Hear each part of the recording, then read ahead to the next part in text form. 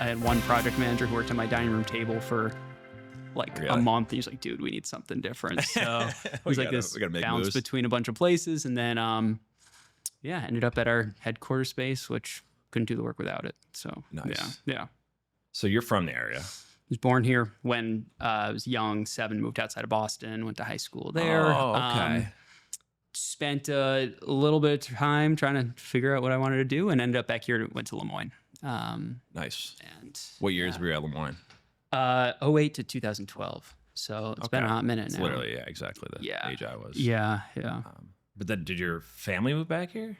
They just did recently, which is awesome. Okay. I'm so lucky to have my folks back here. They came back because my grandma, my mom's mom, is here, and she wanted to be with her as she gets older. Cool. But my little brother's still outside of Boston, have friends back there, but this is squarely home for so many reasons.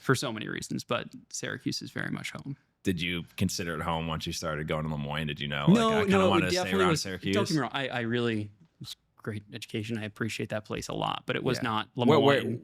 Where outside of Needham? So Needham, it's like 11 miles west of Boston. Yes, I think they got a pretty good lacrosse program. They did, at least when I went there. Okay, cool. Yeah, I mean, that's a hotbed. Yes, exactly. Yeah. Suburbs of Boston, for sure. I played lacrosse. I was super excited about it, but I was tiny. I was like, I didn't crack 5 feet tall until I was just became a sophomore in high school. So I was getting my ass kicked like crazy on the lacrosse field. You I was didn't like, crack I can't 5 do this. feet. Well, how tall are you now? Just under, just like it's like 6 foot, right? Just under 6. Yeah. Okay. Yeah. So I like shot up, dude. It was nuts. Yeah. But like I had a really just lacrosse was not my sport. It was just getting run over, but it's fun. Yeah. I mean, there's advantages to being small, but that's pretty small. And it probably was frustrating. It's hard to find one. It's hard to find one then. Yeah. So you went to Lemoyne. Yeah. You asked a question about like, is that what like, made me did feel you move, home? like when you were at Lemoyne, you were like, oh, I enjoy being in Syracuse. Obviously you had your grandparents or grandma here. Yeah. Like my folks were here. My grandparents were here, excuse me. It definitely wasn't Lemoyne. I started working at one of the local shelters. I worked nights at what was the Oxford Street Inn. It was this 115 bed men's shelter. While you're in college? While I was at school. Yeah. It was like the last stop for guys who were kicked out everywhere else, actively using, mental health challenges, substance abuse disorder. But this place like welcomed them. And like I started working nights there as a shelter aide. And dude, that's what kept me in Syracuse. How did you line that gig up? Like what, being a college student, was it more of like, hey, like initially were you like, this will look good on the resume? Or was it like, this is just kind of, a purpose that I want to fulfill? Or is it just a job? No, if I back up, the high school I went to, Needham High School, was, 99% graduation rate. Of those, like 99% went to college. I was just not a great student. Like my grades showed that, my SAT score showed that in particular. So like I didn't get into any of the schools that I applied to. And so I was left with like a couple of different decisions, and I decided to do a program called City Year, which is AmeriCorps. And I was sent to Cleveland, Ohio, worked in an inner city school there, being a substitute teacher. And this is before Lemoyne? This is before Lemoyne. Yeah. Wow. It was incredible. It was incredible. Learn how to be a person, learn how to like write a check for the first time, like very silly things, but like was instrumental to actual practical growth. Knowledge. And like, so I was in an elementary school, but across the street was a soup kitchen that, catered to that neighborhood, worked a lot with people facing homelessness in that neighborhood. And I was just drawn to that more than the school. So finished my day at the school and I'd go right over there. And I just spent tons of time over there. And I don't really know why. Like I've never really been able to get to the bottom of that, but it was so clear that that's work that I cared a lot about. So while I was in Cleveland, I reapplied to schools, was accepted to Lemoyne, and knew that homelessness was just something that I wanted to learn more about. And man, I couldn't have found a better place to work than the Oxford Street Inn. It informed everything that I do now. Did anything at Lemoyne help you? Couple today? Professors. Yeah. I mean, some professors. Because clearly you already had that in mind while you were at Lemoyne, that like that was your passion. Yeah. But, what do you major in? The major was peace and global studies. I don't really know why. So it wasn't anything that was like not-for-profit management. Yeah. Right. But what it was there were professors there who were like, wow, this kid's a little different. Like, let's foster that. And it's small enough school size where like professors can like kind of lean into that and, Yeah. you know, let you do projects that are catered towards that, or let you miss some classes because guess what? You just work nights and like it's really hard to get up in the morning for like an 8 o'clock class, but professors understood that. And that's, I think, what I appreciate so much about that school is just this, they could like kind of see that what I was doing was different. And instead of like hoping me to fit into this box of the other students, they just kind of let me figure it out. I imagine most professors were pretty understanding if you were late to class because you were I a was volunteer or you're working at a homeless shelter. You know, you'd think there was certainly some who didn't give a shit, care. who were just Well, like, and like, you know, they have a job to do and they're looking at the other students who are seeing me like saunter into class late and they're like, what the hell is this kid doing? So I mean, you like, can appreciate, right? Like regardless, you need to be, Totally doing get it. what you're supposed to be doing. Totally you signed get up it. for that class. Yeah. You know, it's hard to, and I missed a lot of them, but like, but it worked out. but you made it. So Yeah. you had great experience in college and you just kind of knew that's the direction you wanted to go. I didn't even really Or not look at really. it that way. You just knew you enjoyed doing that. It's just what I really like doing. Finished at undergrad at Lemoyne, and you know, I was working at this shelter and got to know guys really, really well there, really well. Learning about the struggles that they face day to day, substance abuse. You're talking about people that live there. Yeah. Seeing them move into permanent housing and then in a matter of weeks move back because the housing they could afford in our city was garbage, like untenable roommate situations, like code violations, shared bathrooms with like other grown people. And like those problems of substance abuse and addiction, they just compound when you're around other people. Yeah. So I just started seeing like problems in how we were housing some of our most vulnerable. And so right out of school, I leased a house on the south side and started inviting guys who I got to know to just live with me. Like, so for 5 years, managed is a very loose word, lived with 5 guys who I knew from the shelter, and then they lived with me. And that's really how tiny homes started. Like, it was this hope of how do I expand this so I don't have to be this like babysitter for 5 people. And the house took a lot of different iterations, but ultimately it led to why I'm talking to you right now. Like, it led to a tiny home for good. It led to this idea of providing housing that really makes sense for this very specific population of people who are either addicted, mental health challenges, or both. Because I saw how well it worked in the house that I was managing, and I just wanted to see it like expand to a larger clientele. When you decided to let 5 people live with you, Mm-hmm. I imagine there's probably someone who is like, hey, are you sure? You know, that's one thing to be doing there's a that, lot that volunteering. Oh yeah, there's a lot. Yeah. But bringing them into your home is a whole different thing because you don't know. I mean, even if you trust them, you know, you've gotten to know them, addiction and mental health can be quite, you know, can just change someone like that. Not only that, it also attracts other people. So people who I didn't know. So that is a problem that we face at Tiny Home for Good, yes. And that was a problem that we faced at the house. But to your question, there's a lot of people who question it. And, you know, I was dating someone for 2 years and kind of tell it wasn't going to work out, which, you know, made this decision a whole lot easier, I think, for her to be like, look, I did not sign up for this. So we broke up. I've always had parents though, who like, I'm sure scared shitless, but like knew that it's what I needed to do. And also I don't think I would have done anything differently, even if they said no. Did you put like boundaries in place to just make sure it was a smooth? No. Like, you know, it was a sober living house. So you wouldn't let any, wouldn't, that's a rule. That's for sure. So like, there were like these boundaries, but for 4 or 5 years, my like underlying thought was like, is this decision I'm making, whether it's like spending a night somewhere else or like going out of town for a little bit, going to be problematic for the people that I'm living with? So there were boundaries in a sense that like, you know, we had these rules, but there were no boundaries in the sense of like how I let it affect my life. And I think you can only do that for so long. You can straight up only do that for so long. And I really saw a Tiny Home for Good as a way to make this thing sustainable and in a way that can allow me to live a life that I now wanted to live and also provide the service to other people.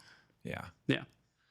So as you got started, you said 2014, right? That's when we signed the paperwork. And then there were a bunch of roadblocks until we started building in 2016. We can dive into those, but Yeah, I mean, you would think most people can get behind what you were doing and what your vision was. What roadblocks did you face? I mean, when we first started, I didn't think we'd start our own organization. You know, I spoke with a bunch of service providers who are already providing like emergency services to people facing homelessness, and you know, I was like sharing this idea of building small homes on vacant lots, renting them one at a time to individuals facing homelessness. And despite all of these different providers like loving it, right, and being like, "This is great, do it, do it, do it," none of them were like, "Okay, we're going to do it." And with the power of retrospect, it's super clear why. It's really expensive to build housing.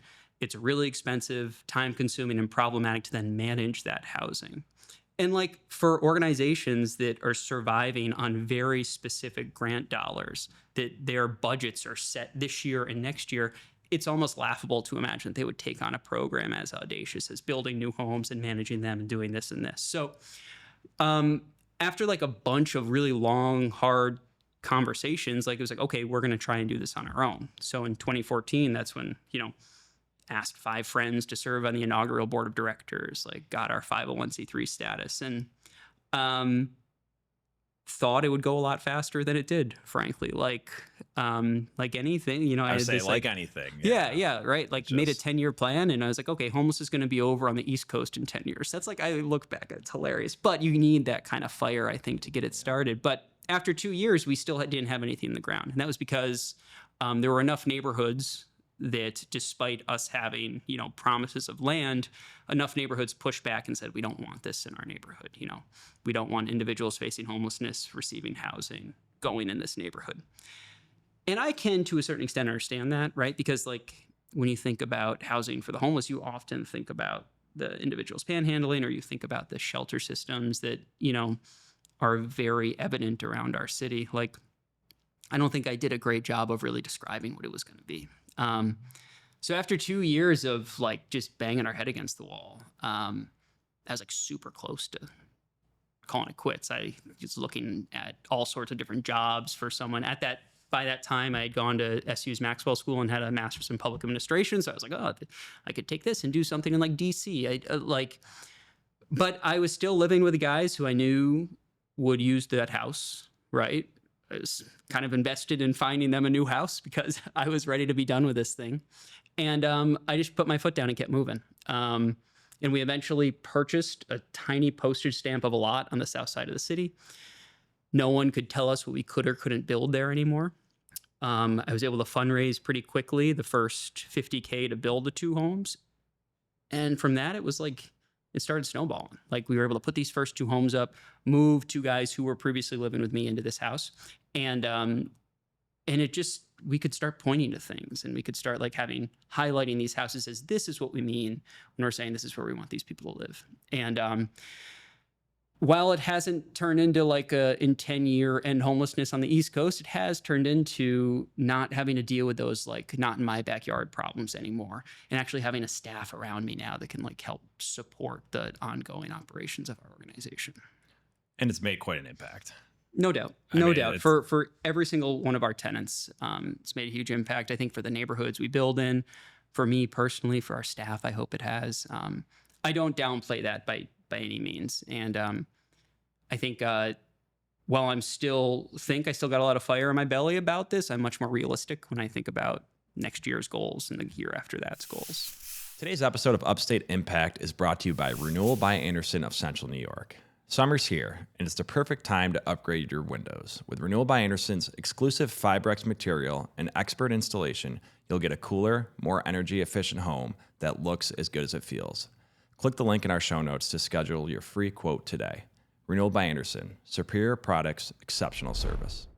How did you get over the hurdle of areas rejecting the thought of having these tiny homes built? Because, like you said, you can kind of get it, especially maybe initially, and I'm sure you have things in place to help. Hey, this is our process, right? We're not just letting anyone come in where that, you know, is maybe going to be trouble for the neighborhood. But obviously from an outsider perspective, right, you think of, you know, a home is a home, right? Whether it's an apartment, whatever it is. And if you can't if someone's facing addiction or mental health, like they need to take care of themselves first before they can take care of something like a home. Maybe I'm certainly a subscriber to the idea that someone who's facing an active addiction can succeed in a home. Okay. That You're going to know being better said- than, yeah, that than being most said- people. yeah, So that being I'm very said, interested to there hear are that. most certainly behaviors that those addictions accompany that is not okay. But to answer your question about how did we get over that stigma, I think if you think about like affordable housing and where your head goes immediately, it really is places like the Skyline. It's large apartment complexes that have for years been either mismanaged or managed by out of town. What I take pride in is that our houses are some of the nicest on the block. And I think that that has been crucial to our ability to grow, to be able to say like, oh, wow, like, oh, so tiny homes are trying to come in here. I know those ones on Bellevue. I know those ones on Rich Street. Like, yeah, that would be great. So having the almost luxury of being able to point to what we have already has been, I think, the largest like linchpin in not dealing with as much neighborhood backlash. Now, that doesn't just happen overnight. We have property managers and maintenance technicians on staff. We have caseworkers who deal with those tenants when they are going through crisis or when they have guests there who really shouldn't be there. It's about on-point property maintenance and tenant care. And, if we didn't do those things, gosh, I'd hope we'd still be facing those NIMBY issues. Like, neighbors should not be okay with landlords who rent to individuals really struggling and not providing them with the care afterwards. They shouldn't be okay with that. I wouldn't be okay with that. But I think we've done a good job of proving we can do that. Did you start with tiny homes because it's easier to kind of manage that than like, a multifamily complex? No, I started with tiny homes because it really is the best model for the individuals who we house. It's really, really good for someone coming out of the shelter system who really may still be dealing with a substance abuse issue and mental health challenge to have their own space, like their own space. Like there's not even a shared entry. And like that's really important, especially as you're first getting over the hurdles of addiction, to have like your very own space, a small, simple space. And the other thing is that for a lot of our tenants, like they're older, they may have burned a lot of bridges with family, with friends. The idea of having more people in their lives that they're going to live with just isn't a reality anymore. And there's so much housing in our neighborhoods that have multiple bedrooms that are much better fit for families. And if we were to like take those places and then just cut them up into roommate situations, I think we'd be running into the same issues that I described earlier that don't work. Yeah. So yeah, I think it's a great model for that very specific population that I'm describing. Can you talk about how you decide who will, you're going to supply a home to? Yeah. Right. I'm not sure how many homes you have at this point. We have 47 units around the city. Yeah. That's awesome. Yeah. And it's a mix of individuals and families. As I said, it's not just tiny homes. Our tiny homes work really well for individuals. It would make no sense to try and put a young mom and her 3 kids into a tiny home. It would fail instantly. So we've, in the last couple of years, have done a lot of rehabs. So we've taken older apartments that have multiple bedrooms and used those for our families. And we identify our families and our individuals through partnerships with some of the emergency service providers. They help us identify people who have been homeless for a really long time, where it's pretty clear it's not going to work at other places, right? Where like what I described before, an apartment setup or shared, anything, shared bathrooms, shared laundry facilities just won't work. And often we end up being like the last stop for some of our tenants because like it just hasn't worked at other places. And I don't want to paint it out to say it's worked every single time. Like we've had problems, it's inevitable, but it works the vast majority of the time. And what do you attribute that to? Is just like the process? Like, do you meet with them before and say, hey, like, we think this is going to work for you. A few guidelines, things we're going to help with, some things that you need to keep in mind. 3 things. The model, that tiny home model that I described, like your own home, it's yours. This is your address. When you lock the door. How big are these tiny homes? They range from 278 square feet. Those were our first couple, which is maybe like tiny. Half the size of this, half the size of this room, small. Real small. And our most recent tiny homes are 450 square feet. And we just are working on a project on the south side that they've been drawn at 500 square feet, which is like, okay, is it a tiny home? And we're not really sure. But that's like the size. And, you know, I think there's three things that help us manage those housing. The first is that model I just described. Like it is the first step to like helping someone really understand that this spot's for them, that we're invested in their time and their effort and their lives. The second is what I described before, like super on point property maintenance. When something breaks, you call, we fix it. When there's something going wrong on the outside, we're there, we fix it. And the third and most important thing though is that we have case management. Every single tenant is provided with a case management. That's for the duration that they're with us. And what that really is someone who's in their corner to help them make appointments, to help them if they're in crisis, to take them to doctor's appointments, whatever. And I think if we didn't have if we were missing one of those three things, it wouldn't work. Mm-hmm. We need all those three things in order for it to really work for our tenants. And for as long as I'm director of this thing, I hope that those are active components of our work. Do you consider these tiny homes a permanent solution for the tenant? Oh yeah. Yep. For sure. It's not transitional. It's not like we're trying to get you. Okay. Nope. It's totally not. And it goes back to what I said before, where we're really working with people who have been through potentially dozens of different housing providers, dozens of different landlords, and just hasn't worked. I would love it. And we absolutely have had tenants who have joined us, some of our younger tenants who have joined us, stabilized, realized that they're ready to either maybe start a family or, you know, get a girlfriend or a boyfriend. And like, that's just not what these tiny homes are for. And they've moved on. But there's some of our tenants who are, a win would be they pass away, like their last residence would be with us. Like, yeah. And like, if that's not a permanently ending homelessness, then I don't know what is. Yeah. And I'm really proud of that. Now, it sounds like this is kind of their last step. I assume you don't require them to put up any sort of financial, everyone's required to pay rent. Oh, you do? Oh yeah. Oh, rent okay. is everyone's so required to pay rent. There's probably a job component to this. For some of our tenants, for sure. So very similar to how any of us have leased an apartment before. Everyone signs a 1-year lease that is a pretty standard lease agreement that we've all signed. And however, the rent is far from standard. We if they're collecting Social Security, we charge 30% of whatever that total is for our rent. If they are on temporary assistance, which is this temporary support from Onondaga County to transition them into being able to work or other services, we're at $386. And if they're employed, we literally come to them and figure out a number that they think they're going to be able to hit month over month. So we're averaging about half of what market rate rent is around the city. But like that's still a good number for us to kind of put back into our operations.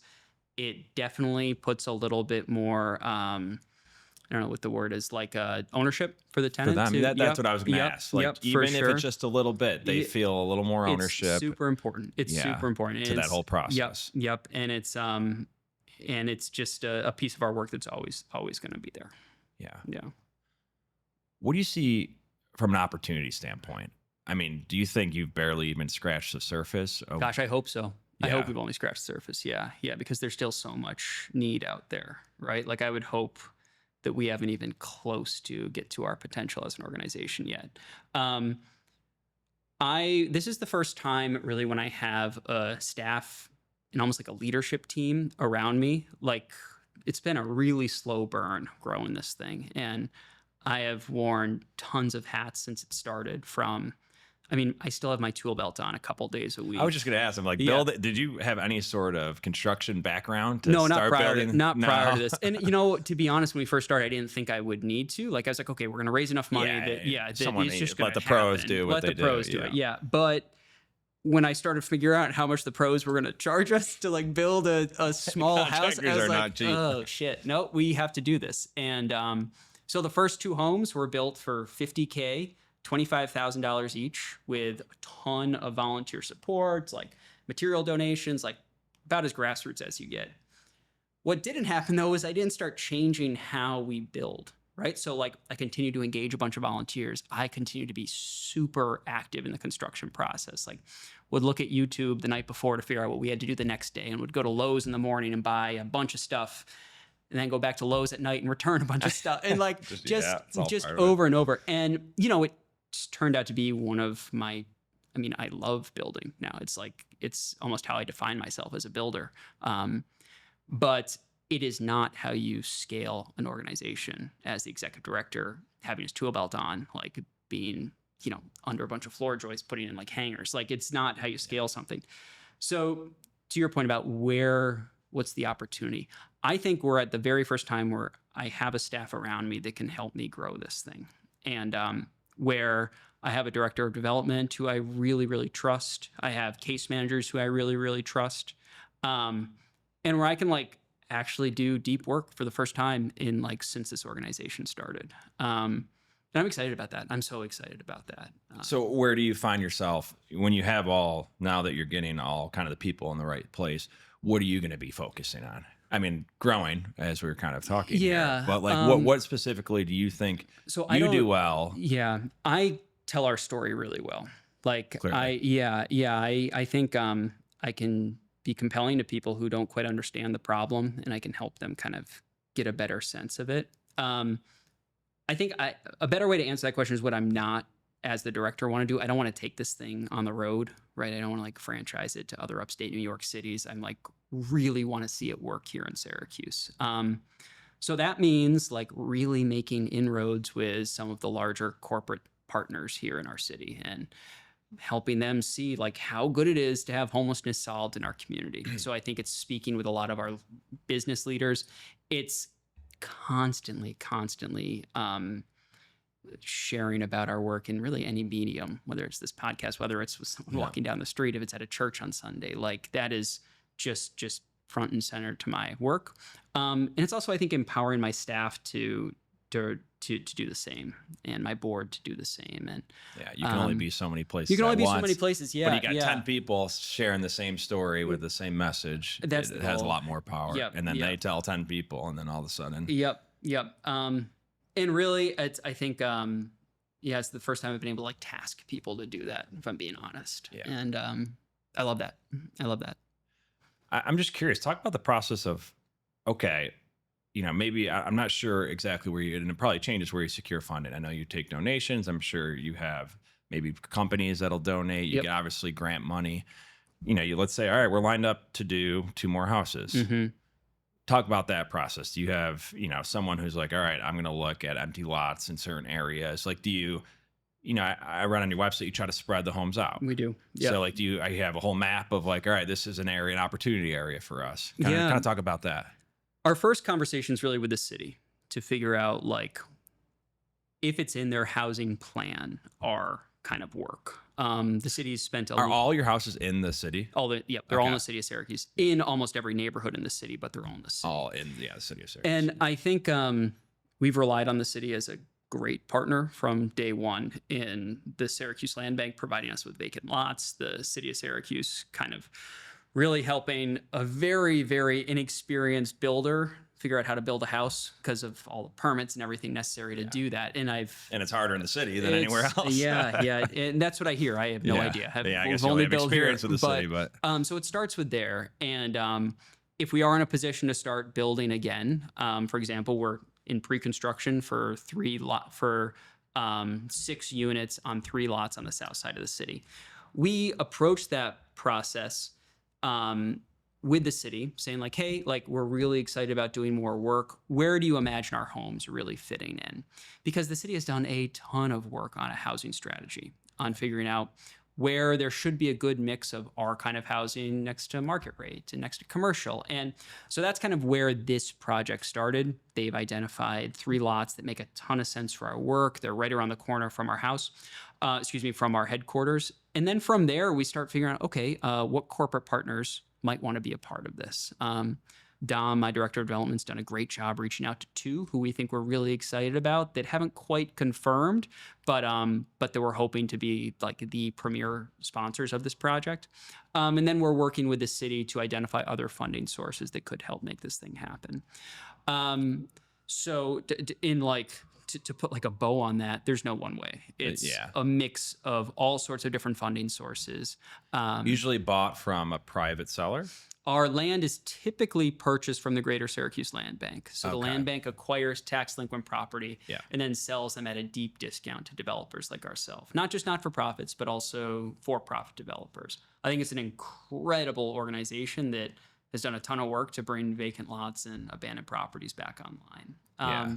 We have most certainly been in a position where we've purchased property, especially right around our headquarters. We've bought the 2 houses on either side of it just to kind of secure. And that those are spot. private sellers. Yep, those were private sellers that probably paid more than I should have for it, but we Yeah. really wanted those properties just because that's home for us and we want to secure it. You've talked about potential sponsorships for corporations or businesses around here, which I'm sure listeners can take note of that. But what about for individuals? I'm sure you take individual donations as well, but not everyone maybe has the means to donate financially. But I'm sure there's something they can do to help you guys out. Can you As I talk- said, like how we will take contributions all day. Yeah. If you're compelled by this work and if you want to learn more, our website, you can learn everything you want. But if you got the skills to build a house, the care to take a tenant out to coffee, the ability to sew a blanket, whatever, like we are so flexible in how we're able to work volunteers into our work. So we still engage. We have 6 retired individuals who are with us Monday, Wednesday, Friday, who are super hands-on. They have their tool belts on. They're working on our projects, literally building these houses.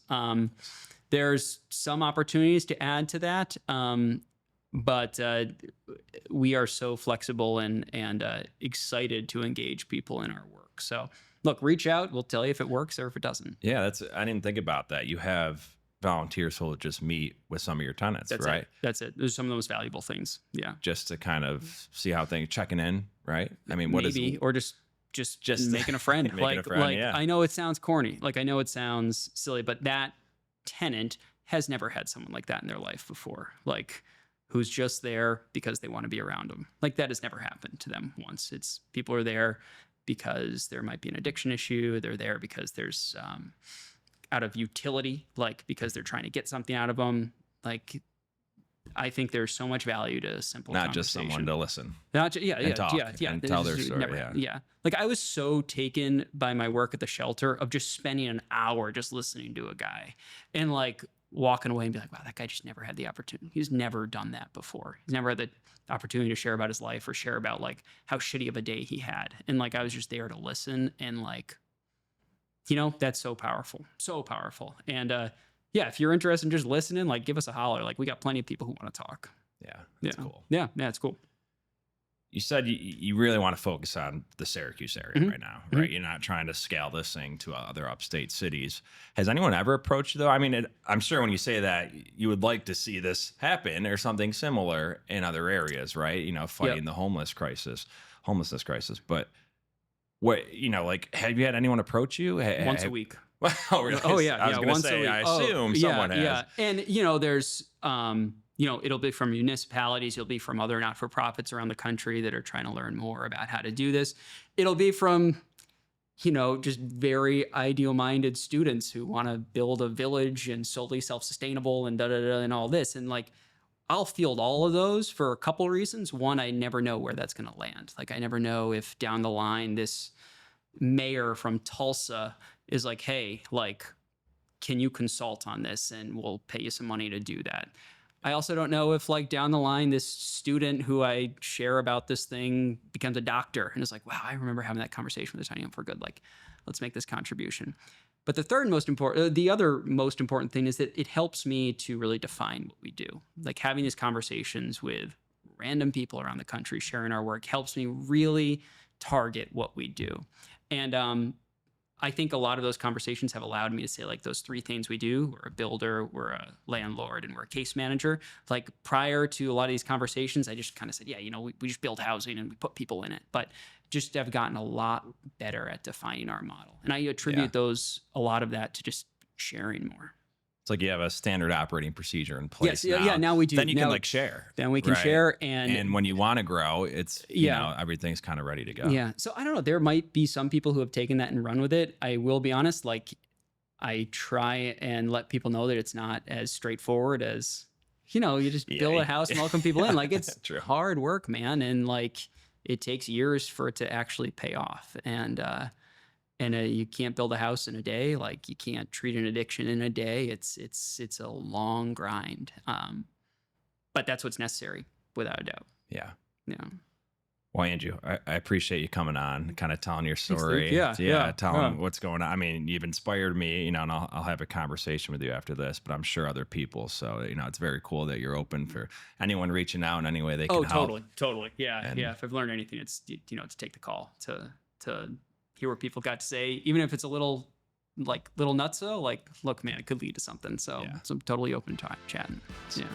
Well, thanks. Yeah, of course. Appreciate it. Thank you. Yeah. Of course.